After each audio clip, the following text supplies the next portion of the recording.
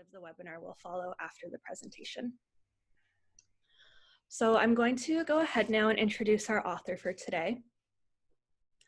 Conrad Hackett is an Associate Director of Research and Senior Demographer at Pew Research Center. He holds 2 graduate degrees from Princeton Theological Seminary and a doctorate from Princeton University's Department of Sociology and Office of Population Research.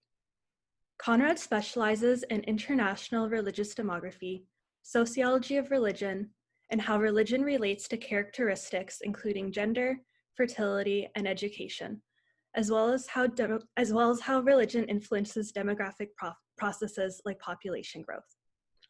Conrad is an author of numerous journal articles and reports related to these areas, including the Pew Research Center reports, The Future of World Religions, Population Growth Projections 2010 to 2050, and The Gender Gap in Religion Around the World. Conrad is also the author of the 2014 article, 7 Things to Consider When Measuring Religious Identity, which is published in the journal Religion and will be serving as a starting point for our conversation today. Now, I'm also going to turn things over to Lori Beeman, Principal Investigator for Nonreligion in a Complex Future, who also would like to say a few words. Hello, everyone. Thanks very much for being here. I just wanted to add a few words of thanks to Conrad, actually, and a little bit of a confession about where some of this discussion originates. Conrad is, of course, he's here in a kind of dual capacity. One is as an independent scholar in his own right, but also, of course, he works with one of our partner organizations on the NCF, Pew. So the history of some of this conversation is that I was co-authoring an article with Judd Birdsall on religious identity and affiliation. In particular, we were examining the way in which some of the Pew figures around religion and freedom of religion circulate and are used. And so we were doing a little bit of a critical engagement, not so much of Pew, but really of how scholars take some of the Pew data and use it without actually, Pew is extremely transparent in the way that it presents its material, in the way it presents its research. But my worry is that a lot of people don't often read the methodological sections, or they just read the headlines. And that's a real problem. And so Judd and I were engaging with the use of Pew data, but we slipped into talking about religious affiliation instead of religious identity, which is a great deal of what Pew is doing, and especially around the figures of religious identity and world religious identity and belonging to some extent. And Conrad very kindly read our draft piece, and he called us short on that and said, hey, your terminology is a little bit sloppy here. I'm paraphrasing. Conrad doesn't say things like this. He's always quite a bit more diplomatic. But I felt that it was really, then I went and I had re-looked Conrad's article again, and I thought what he had to say was really invaluable. And I think no one I know has spent more time thinking about religious identity and religious affiliation, religious belonging, and so on than Conrad. And he's always incredibly generous in his comments and his willingness to engage with critical comments. One of my favorite times, though, I have to say, was wandering the streets of Rome in a jet-lagged state with him while he showed me one of the best pasta places in Rome in the neighborhood in which we were staying last year at one of the conferences we just happened to both be attending. So without further ado, Conrad, thanks so much for being here today, for always your generous engagement, your willingness to entertain critical comments, sometimes that are not nearly as well informed as your broad knowledge base on religious identity. So over to you. Thank you, Lori, for those very kind remarks. I'm sorry that it's no longer so easy to have fortuitous encounters in European cities and enjoy delicious food when we go to conferences, but at least we can all gather for conversations like this with relative ease and without having to spend a lot of time on a plane. So there's something to that. What I wanted to do today is not repeat all the things in my article. Some of you had a chance to look at it, and I'd welcome any questions from your reading of it, and others will just kind of intuit some of the insights from our conversation. What I wanted to do was to provide an update of work that I've been involved in and working on now since this work that informed the paper, and leave finally with kind of a takeaway for everybody, just some advice on how this might matter for your work. So the background for this article, which was published about 6 years ago, is that in the first few years I was working at Pew, we spent a tremendous amount of effort, time, and money to gather data on religious composition in every country of the world. And we tried to be transparent about doing our best to come up with a standard way to describe in categories that are meaningfully comparable across countries what's the size of the various groups that people self-identify with. And now what I'm involved in doing is figuring out what are the same numbers for the year 2020. We focused on 2010 in our past work. And I'm realizing that as we now seek to be able to compare our 2010 and 2020 numbers, there's a whole new set of considerations that we have to keep in mind. Before we figured what we were doing was a significantly different enough endeavor from what anyone else had previously done, that we didn't try to compare our 2010 numbers with the past. So we just focused on getting the best snapshot we could for 2010. And in some cases, we made some approximations when the underlying data sources weren't sufficient to measure a population. And now the challenge we're facing is in 2020, those groups that we couldn't really measure well in 2010, we had to just guess about, it's really hard to know how they're changing. So to give one example of this that's really consequential for the study of non-religion, in China, the surveys typically do not measure the category of folk religion. So folk religion is a category that we used in our 2010 report that encompasses Native American religion, Aboriginal religion, and most significant from a number perspective, Chinese folk religion, which is not as formally constituted as Abrahamic religions or even other Asian religions like Buddhism, Taoism. And what we did in our work in 2010 was we looked at a survey that had taken place a few years earlier that measured practices associated with folk religion. And we used these practice measures to make a rough estimate for the large number of people in China who could be associated with this group. And in Africa, where there's also a lot of traditional religion that we had in this category, we made an estimate, but we just don't have consistent measures of this category across time. So now I anticipate that in our next reporting, we're going to remove this category of folk religion. I mean, we'll still discuss in the report the fact that people who will now either be in our no religion category or in our other religion category, that many of them practice folk religions, but that since we can't measure it precisely, what will happen in consequence, the consequence of this is that the number of people of no religion in China will increase. And if we only did that in 2020, that is, if we only moved people who could have been classified as folk religionists into the no religion category in 2020, but didn't also go back and clean things up for 2010, then we could leave the impression that China's had this massive amount of secularization, of movement to no religion, when in fact, this would be a measurement artifact. And we're spending a tremendous amount of time, we will spend a tremendous amount of time thinking for every country of the world how differences in the way religion is measured currently versus in the past is consequential. And this happens in ways big and small around the world. So for example, in Australia in 2016, there was a rise in the share of people of no religion. And no doubt that was a real change compared to the 2011 census that preceded it. But another thing that happened between the censuses was that the response categories for the what is your religion question on the census changed in 2011. In previous years, saying no religion was the last response category. And because it was recognized that this is now a very common identity in Australia, it was moved to be the top response category.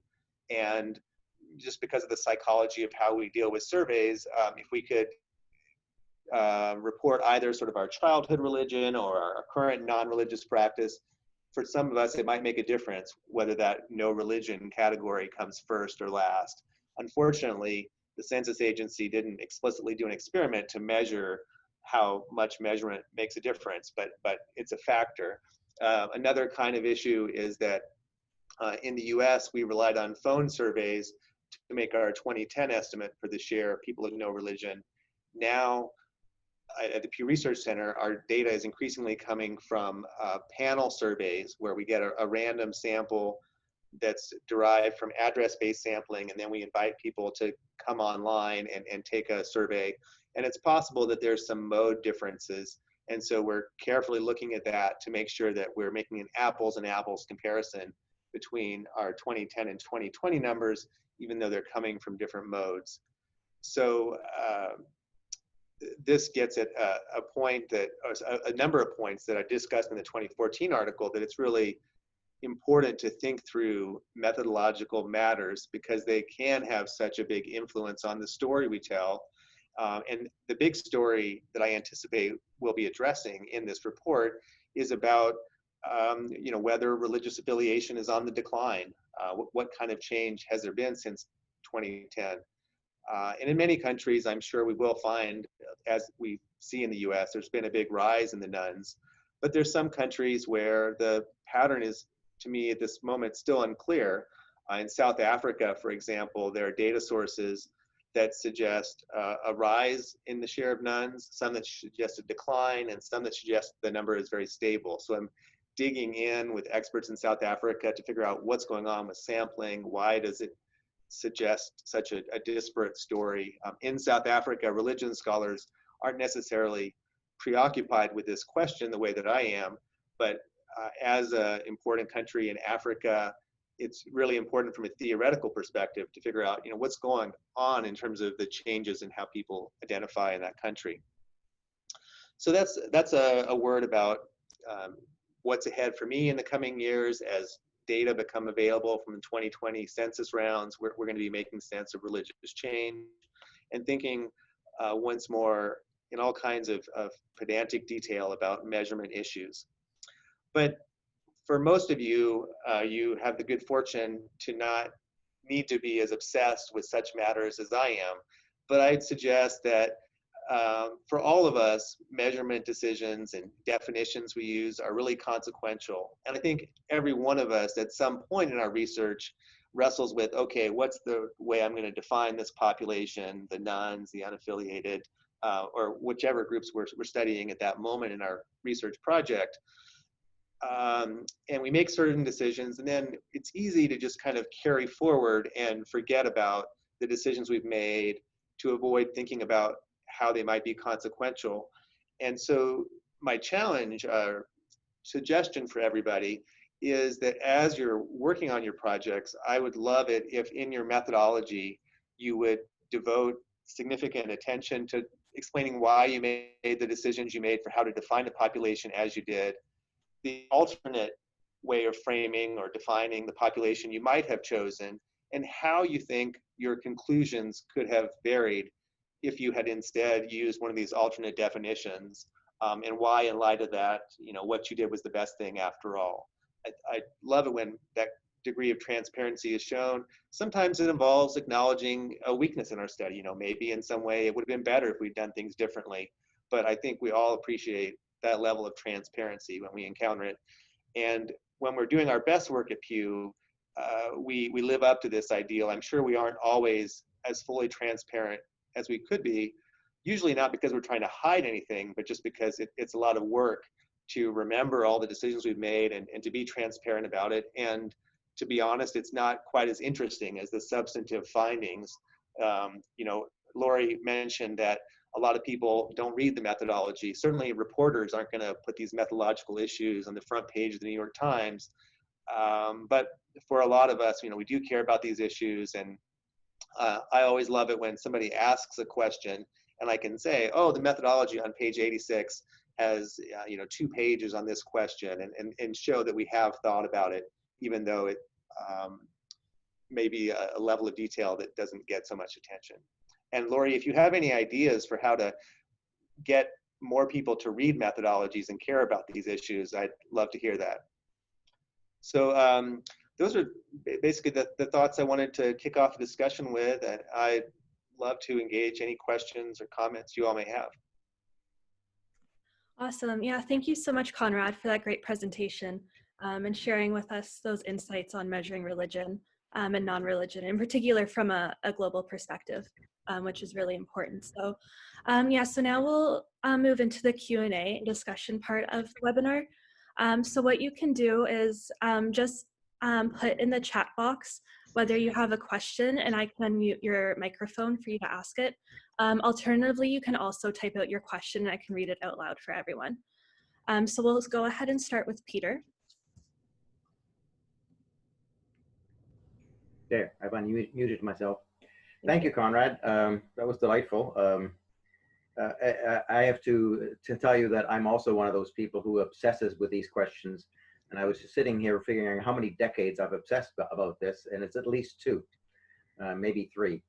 I want to, my question concerns what you talked about at the beginning, folk religion.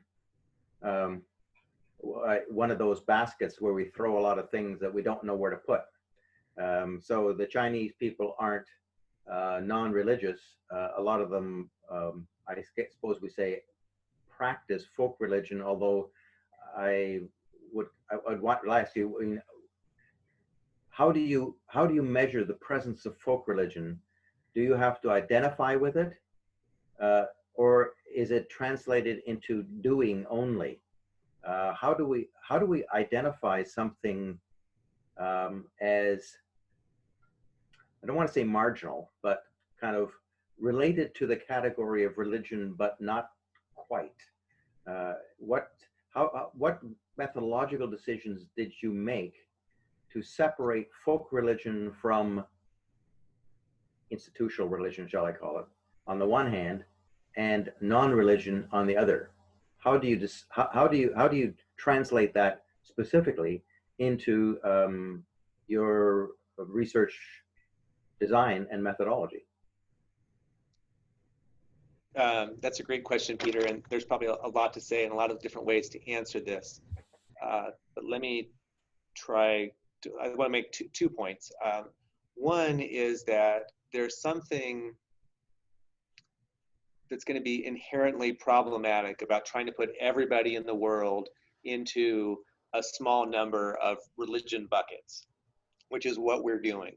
And in East Asia, that's particularly awkward, because the understanding of religion is just often so different from what it is in a European or Western context more broadly. And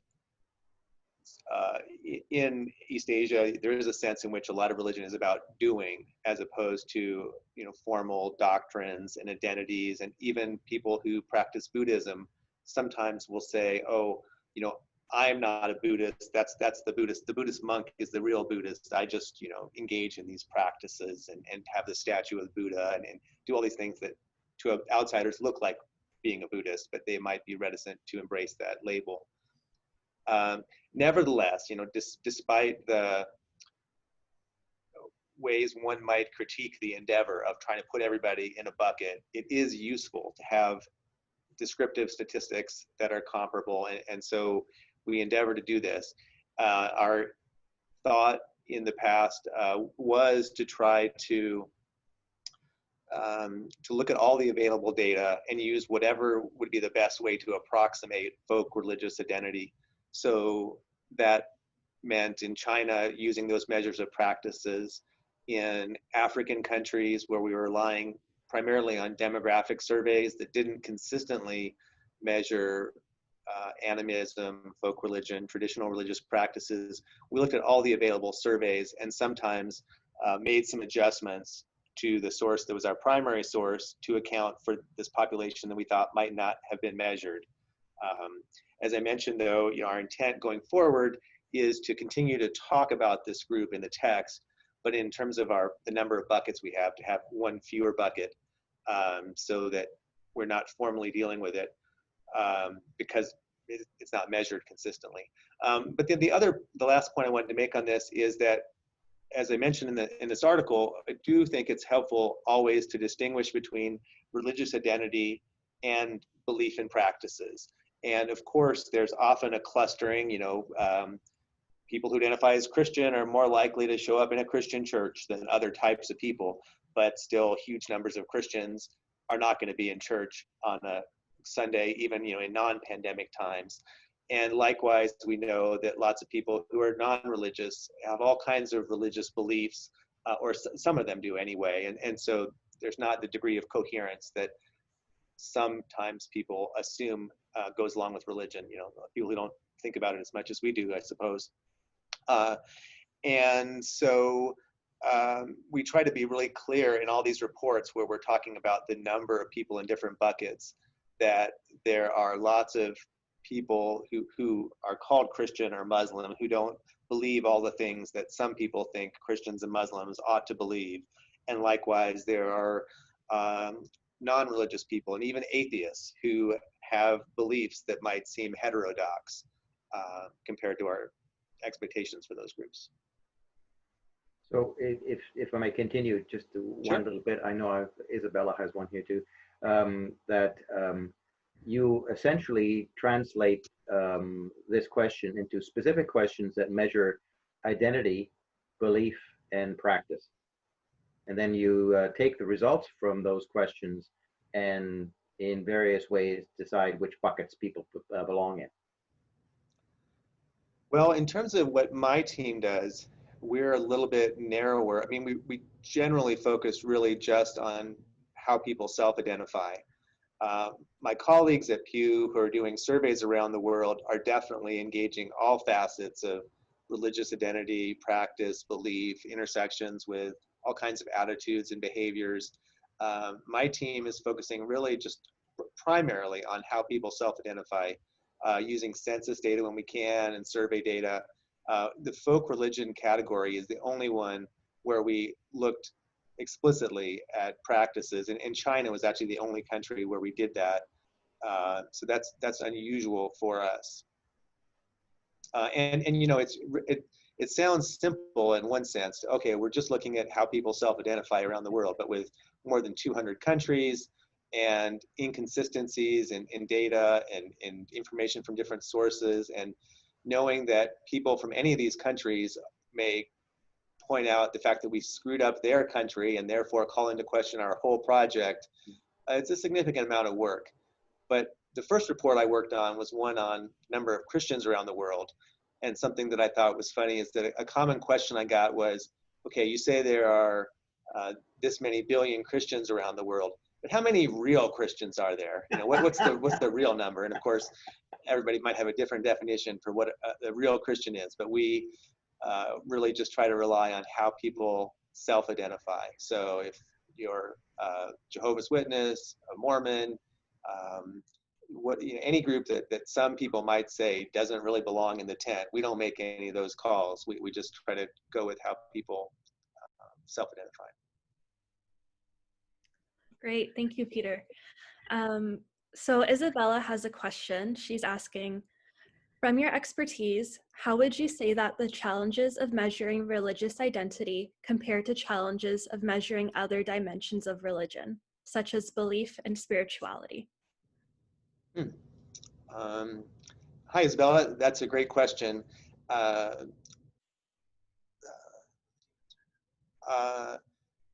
I imagine that there's a lot of similarity. I haven't thought about this specifically. So as I mentioned at Pew, have colleagues focusing on the US to measure religion and around the world.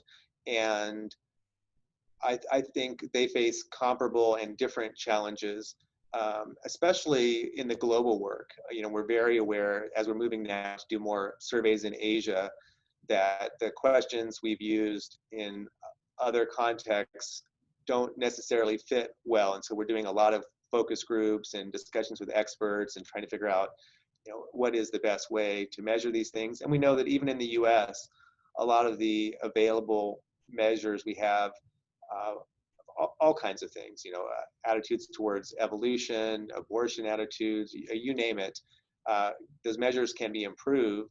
Sometimes we continue to use flawed measures just because there's the value in having a trend. You know, there's this phrase, the trend is your friend. So sometimes in the general social survey, you have some questions that seem a little bit antiquated, and yet if we keep them, we can have a better sense of how views have changed and if we make some adjustment. So definitely, you know, there's a lot that can be said about developing the best religion measures of practices and beliefs. And one thing that I was pleased to organize a couple of years ago was a conference at Pew where we got experts from East Asia to come and talk about the challenges of doing good survey work in East Asia. So I helped facilitate that, but otherwise I have the benefit of letting my colleagues worry primarily about these questions. All right, great. Thank you, Isabella, for that question. That's something I was wondering too. Yes, thank you. So Ryan also sent me a question to ask. He says, the projects you described sound really cool. I'm excited to see the results. My question, how big of changes do you need to see to be confident that you've observed change versus just survey/methodology artifacts? Do you use standard margins of error, or given the issues with survey design, question wording, etc., are you more cautious in interpreting the results? Hi, Ryan. That's a great question. And, you know, in general, I would say in the work we do at Pew, we like to use conventional and conservative measures to make sure that we're not hyping some apparent change that could just be some kind of measurement artifact. I anticipate that as we move forward in measuring change between 2010 and 2020, that in many cases, we'll focus on a kind of arbitrary substantive threshold for the kind of change that we'll draw attention to. So one of the reasons why it's hard to use standard statistical measures of whether a change is significant is that we have to make so many adjustments to our numbers. So in the United States, for example, we'll take information about adult religious composition from surveys of adults, and then we'll make an estimate of the religious composition of children, assuming that children share their parents' religion, which is sort of the best we can do without having direct measures of childhood religion.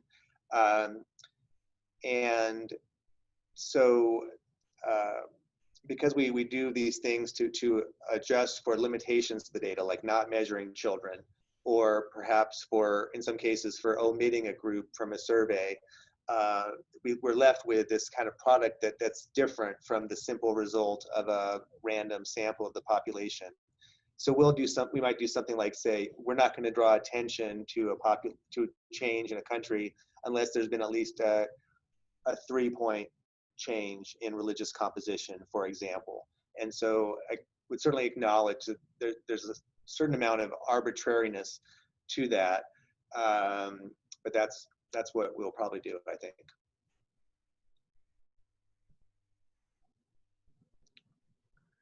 All right, great. Yes, thank you, Ryan, for that question too. We're now going to go to Onder, who has a question. And please correct me if I'm mispronouncing your name as well. Your great pronunciation, actually. Thank you very much. Do you hear me now? Yeah. Yes. Thank you very much for the presentation. I was really curious about the approach of operational definition of an identity. So when it comes to a concept or a practice or whatever, maybe it might be possible to operational define it. But when it comes to a concept like identity, which is itself fluid, how, and you just said the definitions are very crucial and we should be very cautious about how we choose a certain definition.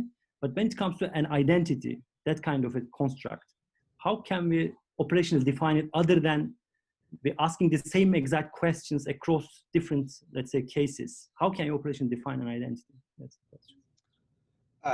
Thank you. Well, in theory, what we would like is for, in every country of the world, people to be asked the question, what is your religion, if any? And then it would be how people answer that question. But in practice, we know that that's not the question that's necessarily asked. And so in the article, one thing I discussed a fair amount is the challenge in Europe, where a lot of surveys in Europe have a two-step question. They'll say, do you have a religion or denomination? And if someone says yes, then they get asked, okay, what is that religion? And in Europe, where a lot of people have weak levels of religion, the problem is that ends up filtering out the people who might have said they have a religion if they were just asked, what is your religion, if any? But because it's more like a childhood religion or a religion they only practice at holidays, they say, I have no religion. So consequently, in the UK, for example, when we look at the British Social Attitude Survey, you see the majority of people have no religion. When you look at the census, you see the majority of people identify as Christians. So it's definitely a problem, but as I said, what we try to do is we try to look for the sources that come closest to this gold standard question that's comparable across settings of what is your religion, if any.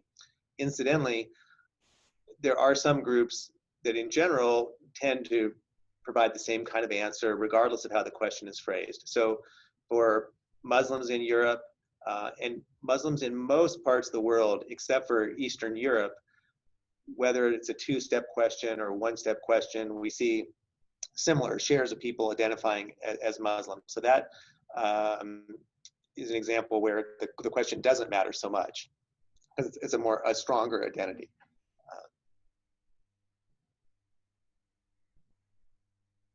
Thank you very much. Sure. Great, thank you. All right, and does anyone else have a question right now?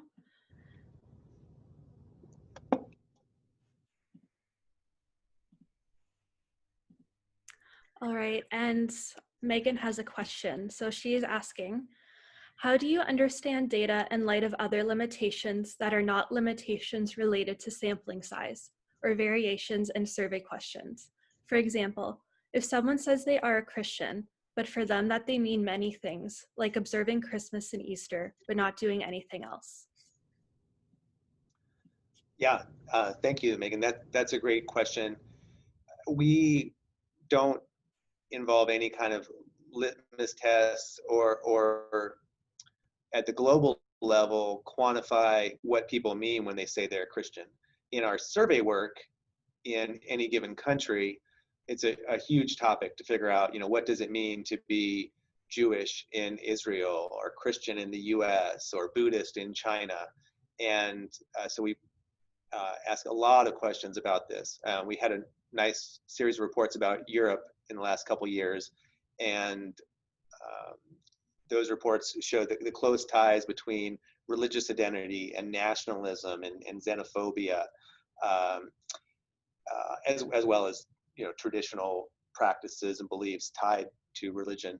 But in our demographic work, it's really just about who is identifying with a religion, regardless of what other beliefs and practices may or may not go along with that.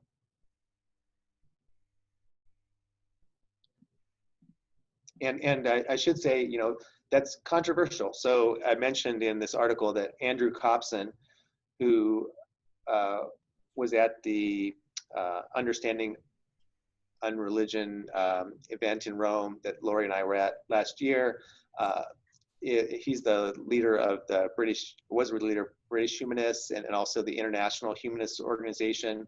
And he was very outspoken at the time of the 2011 British census about the census question on religion. And because more people in the census will identify as religious believers than these surveys that have the two-part question, humanists, were really concerned it's not appropriate for people to just indicate, oh, I have this heritage of being Christian, when in fact I don't do any Christian stuff.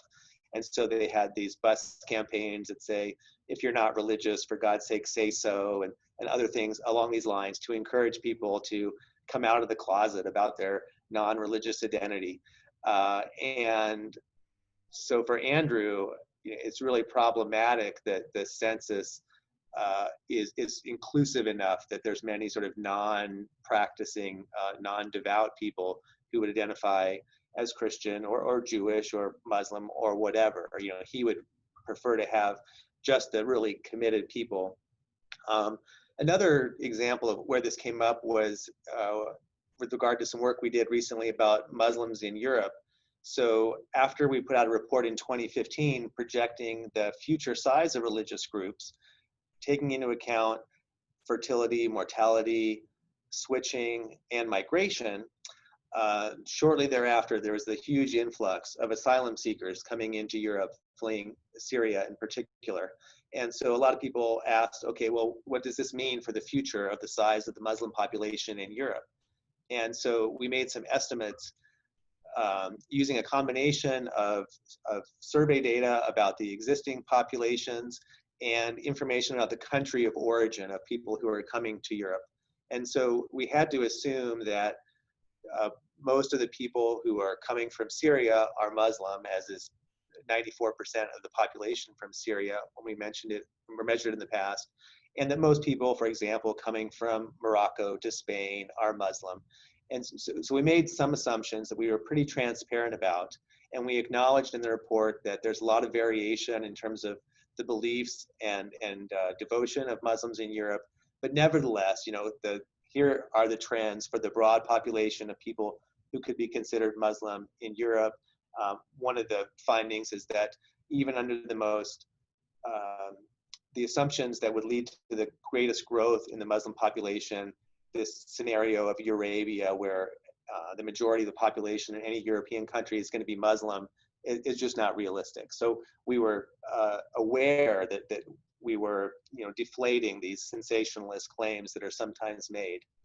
And yet we got a lot of pushback from progressive academics who wanted to say that they thought we were being alarmist and maybe feeding into concerns of the far right that Muslim populations were growing faster than what our critics thought was appropriate, because they would say, well, I did a survey and I found that in France, the share of Muslims who are really devout, sort of true Muslims, is much smaller than the number that we enumerated.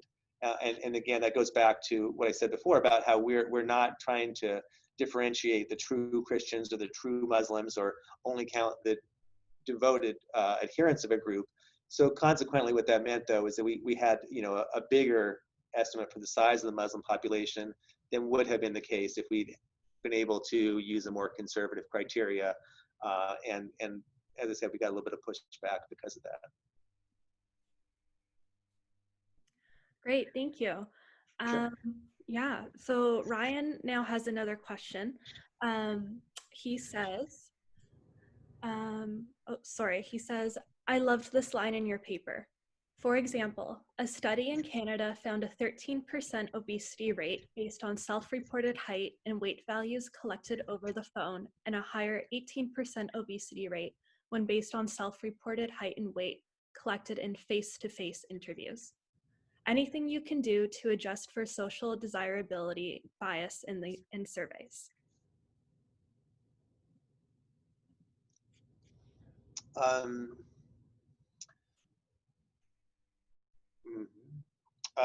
Well, I think, for a long time, there's been this debate about church attendance, especially in the US. Back in the 90s, there was a special issue of ASR about the extent to which, because of social desirability bias, people were over-reporting their church attendance.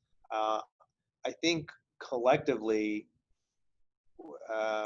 in the US, sociologists of religion have just acknowledged this as an issue and we haven't explicitly formulated questions to counter that particular trend. Social desirability bias. When it comes to measurement of religious identity, there's something to be said for just gathering the data on how people identify, even knowing that there are limits to those measures, ways in which they might not be transparent about what people would say in their heart of hearts, because this is the data we can get. You know, in a country like Egypt or Saudi Arabia, maybe there's a sizable minority of people who would say, you know, I don't really think of myself as Muslim anymore. I'm an atheist. I'm just not religious. However, it's not feasible to gather data that includes a response category along those lines. It would both be problematic for those who are engaged in the data collection, because that could be seen as an offensive option even to include. And then furthermore, could be dangerous for people who might reveal such identity. So as much as we might want to give people greater freedom culturally, legally, to reveal this non-religious identity, and even in countries where there's not legal repercussions, to just remove the social desirability bias, I don't know if it's feasible for the measure of religious identity. I'd be curious what thoughts you have on this, Ryan. I'll unmute for a second. I don't know that there is a good answer for this, Conrad, so I appreciate you wrestling with the question. The thought that pops into my head, and it's not so much about religious identity as it is about belief in God, is the study that Will Gervais published, where he found, based on kind of some tricky measures he did using social psychological techniques, to come up with an estimate that 26% of Americans are actually atheists, right? Which I think does speak to this idea that there clearly are social desirability biases in how people respond on survey questions. And I don't know that there's an answer to solving those, right? Other than using these really tricky experimental techniques like he did. There is also, another colleague pointed this out to me, a question in the GSS, and I'm forgetting exactly which one it is, but it asks, a slightly different variation on the question of belief in God. Again, it's a belief in God question versus identity, but it asks it in a different way from the standard, God variable in there. And if you actually look at that one, the number of people who identify as atheists actually jumps up to 13% in the U.S. Right?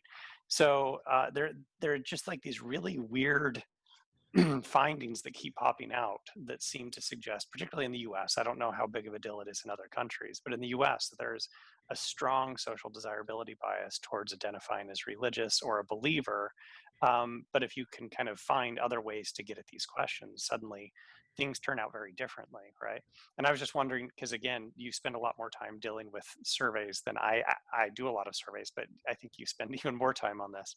And I was wondering if you had something just, here's what we do at Pew. We throw in questions to capture this or something. Because I have seen some studies looking at, well, if you throw this question in, you can capture how much social desirability bias there is. But I know questions are a premium in any survey, right? So putting in a bunch of questions to try and capture that can be really hard. Anyway, I appreciate you wrestling with it. I don't have a good answer to it. Thanks, Ryan. My colleagues at Pew who are designing original questions definitely spend a lot of time thinking about how to be fair, all the possible biases that could come along with different survey wording decisions, including social desirability bias, but other things too, like the tendency of people to just agree if you have an agree-disagree question. So they do wrestle with it a lot. But the thing that you mentioned in passing that I wanted to discuss, because it's so germane to this conversation about measurement issues, is just the label atheist. I would contend that Will's study really didn't come to such a different conclusion than you find in analysis of measures of belief in God.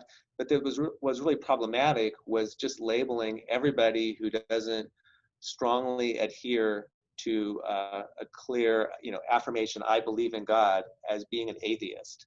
So we know in the United States, especially, that atheist identity is a stigmatized identity.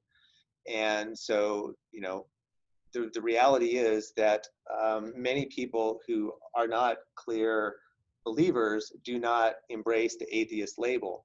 And so if you choose to say, okay, everybody who doesn't have a strong belief in God is an atheist, that's a methodological decision that will necessarily expand the pool of atheists.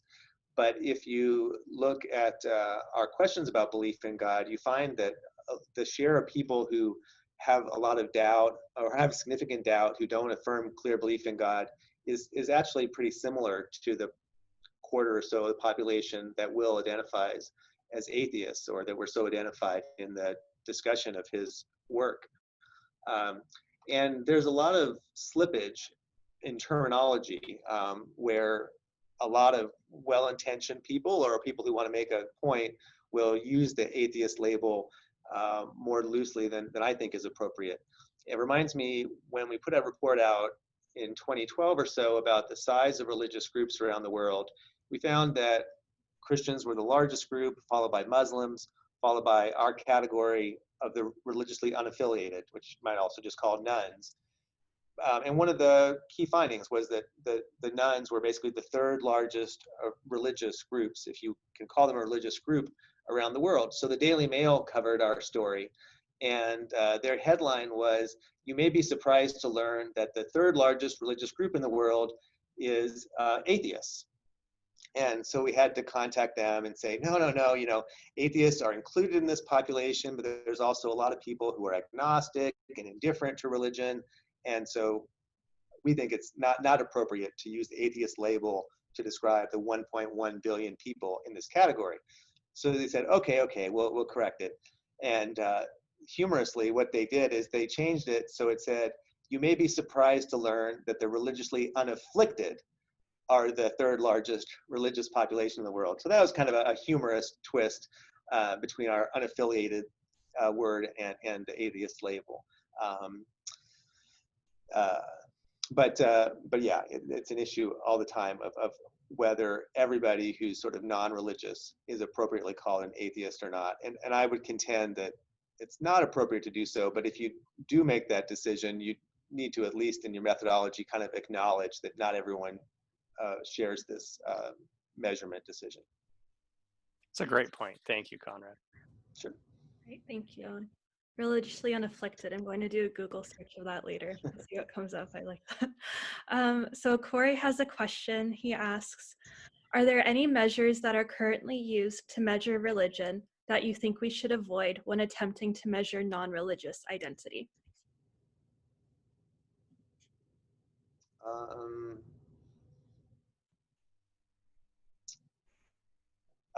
That's a great question, Corey, and I'd be interested to know what you have in mind.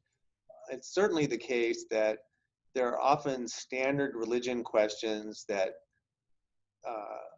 sort of address a common denominator in a society that don't work as well for various religious groups that are smaller or indeed non-affiliated people.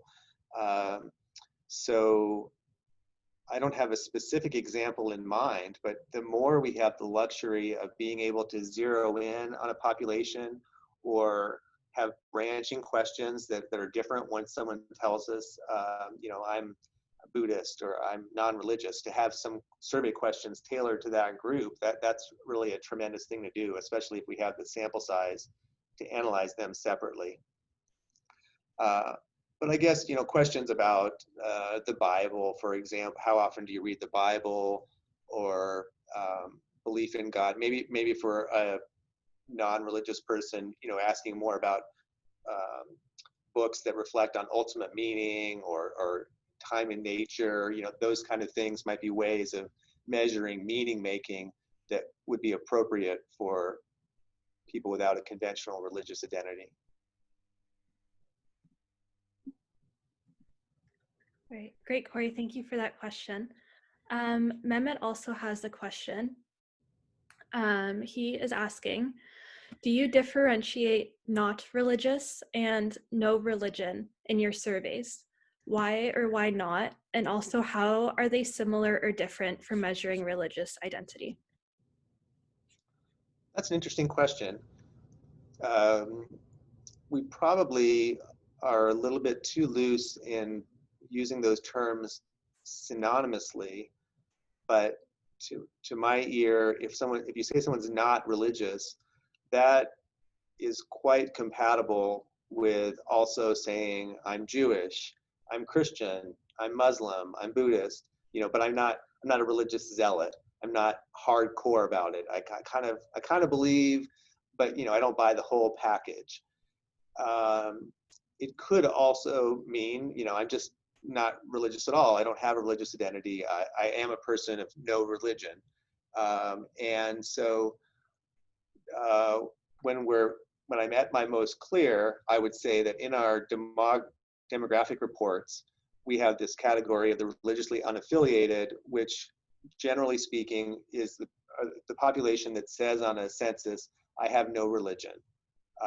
And that it includes people who are not religious, but there are many, many, many people in all the other religious categories who choose that religious identity, but also would say, if we had asked them, they're not religious. In our survey work, we ask all kinds of questions where we can get this directly. So one of the questions we usually ask is about religious salience. How important is religion in your daily life? And using that measure, we can show that the people of no religion, some of them will say religion is very important in their life, whatever that means, but a much smaller share than in other religious groups.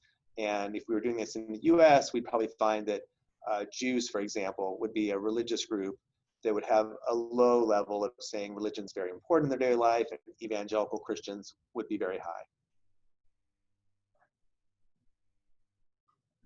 All right, thank you, Mehmet, for that question. We'll now go to Peter, who has a follow-up question. Oh, and he says, forget it, Conrad is answering it. Thank you, Conrad, for answering the question before I had a chance to ask it. Sure. All right, great. And we still have time for another question or comment, if there is something else anyone would like to say. If we have extra time here, there's, at the risk of going off on a tangent, there's something I would like to explore with Conrad. And that is, perhaps I could phrase this as, would you consider writing an article that has the title, 7 Things to Consider When Measuring Non-Religious Identity? Sure. Although, in looking back at the article today, the 3 things that struck me was, wow, lots of interesting examples here in this article. 2, boy, could have been edited better. And 3, that there really were many examples throughout the paper where non-religion was at the forefront, in discussing the issues of measuring religion in Europe, and many other cases. But maybe I'd turn it back to you, Peter, and ask you, do you think that there are aspects of measuring non-religion that we haven't talked about or I didn't address in this article that you think would be important to include in such an article? Obviously, yes, because I wouldn't have asked the question. Okay, sure. So maybe you could say more about that. No, I mean, it's what I'm wrestling with right now, and that particular thing that is very clear in our intention in the NCF project is to find positive non-religious identity, and not just the lack of a religious identity, whatever that may mean, as we've just discussed. And perhaps the most fascinating thing that I keep on bumping again is that to the extent that we can figure out ways of measuring non-religious identities, say formed into particular survey questions, it would be incumbent upon us to try to measure that non-religious identity among the religious as well. Yes. Just as we do the other way around. So I'll be in contact with you. I'm forming a little group where in the religion and non-religion migration section, we want to go in a particular direction like this. That it would be, if we can figure out some salient or find in other survey work that's already been done, salient questions that we could arguably say, measure something like non-religious identity, that it would be very interesting to see to what level of presence that non-religious identity has among the religious. I mean, at the moment, I can't sort of speculate as to what that might be. It might be something to do with, you know, what you think about genetically modified organisms or something like that, right? Often we measure what religious people think about this, right? But you know, to see the similarity of responses and variational responses of people who identify as non-religious and those who identify as religious with these kinds of questions, I think could lead us into some interesting territory that we're also not seeing, which is what I would call the non-religious identity among the religious. Yeah. So two thoughts on this, Peter. First is this reminds me of conversations we're having at Pew with regard to our work in East Asia. So as I mentioned, we're in the process of developing measures for capturing religious stuff in East Asia that we haven't asked in the rest of the world. But we're realizing that it doesn't mean those ways of being religious aren't present in the rest of the world. So things like following horoscopes or things that would correspond to burning paper money in East Asia, if they have analogs in the West, we want to not only capture this phenomenon that might be unique in East Asia, but take those same measures back to the US and back to Europe and see just how pervasive similar phenomena are in the survey data. So I think that's a terrific idea. The other thing this reminds me of, though, is the discussion that Stark and Glock had in their works on measuring religion back in the 1960s, when they said that to capture the phenomenon of sort of liberal Protestantism or mainline Protestantism in the US, they had reached out to people like Martin Marty and other prominent liberal Christians to try to ascertain, you know, what are the characteristics of being a mainline or liberal Protestant. And they tended to be things like being against nuclear proliferation and certain kinds of liberal beliefs, but there weren't the same kind of unifying theological beliefs that brought together conservative Protestants in the United States. And I could imagine, you know, as you're saying, it could be certain beliefs that might be more common among non-religious folks, but it might similarly be difficult to find the same kind of core beliefs as one would find for evangelical Christians, for example. Yeah, I once asked a Unitarian minister friend of mine who I'd known for many, many decades whether there was any other requirement to be a Unitarian other than being nice. And he thought for a while and said, I don't think so. So in terms of, but it really, I mean, it really points out that there's some serious work to be done to try to capture what it is that you and I have just been talking about, because it's not that there are a lack of possibilities, not that there's a lack of possibilities, it's that there's so many of them. And then we immediately deal with the issue that Mehmet raised, is the difference between non-religious and not religion. So stay tuned. And I guess the interesting theoretical question is, you know, is it important to us? It seems like there's this desire to find some commonality among the non-religious, but if people who don't practice religion are largely indifferent, I alluded to the distinction between the indifferent and atheists, and we certainly find in the US there's a lot of people who just aren't nearly as passionate about religion or the opposite of religion as many of us are. And so do we possibly do a disservice by trying to suggest that there's more commonality among this group than there actually is? All right, great. Thank you, Peter, for that, and Conrad. It's now after 12 o'clock, so I'll just conclude quickly by expressing a special thanks to all of our participants. Thank you for joining us. And thank you so much, Conrad, too, for taking the time to be here today. This was a lot of fun. Insight, information. Thanks for joining me. Yeah. Great to see you all. It was really fantastic. So I hope everyone has a great rest of your day or evening, depending where you are. and we'll see you soon. Thank you.